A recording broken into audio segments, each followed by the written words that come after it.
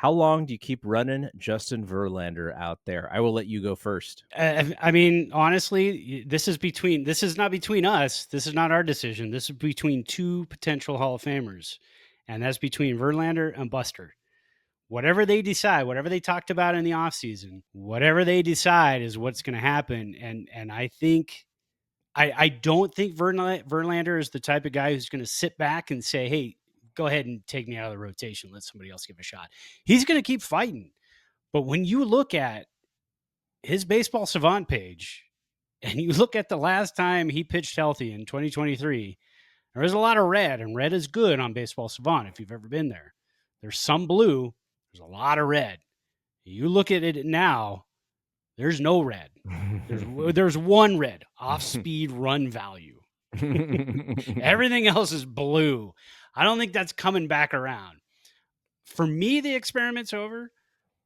But the big question is, we talked about this earlier, who is going to take his spot in the rotation right now? Yeah. And there isn't anybody. And so, and do you trade him to a contender? Well, the Giants are contenders right now. So how do you move on from Justin Verlander? It really has to be a mutual decision between him and Buster Posey. And I don't think that's going to be a thing this year. Is he a viable number 5? Sure, he's a viable number 5, but you also have to have a number 3 and 4 you can fully rely on, and that's got to be Roop and somebody else. And Roop, like we said, hasn't pitched this many innings.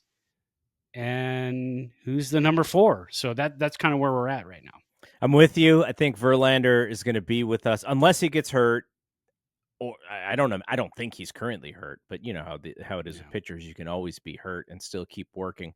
They're like cats. I think he's gonna be with us for exactly the reason you said. Though I think a dark horse. I wonder if we see Wisenhunt come in and pitch some middle innings just to get his feet wet. But if you do replace Verlander, it's going to be with another rookie because that's the guy that's kind of waiting in the wings, and you don't want to have 3 rookies heading into the postseason or 3 young pitchers like that.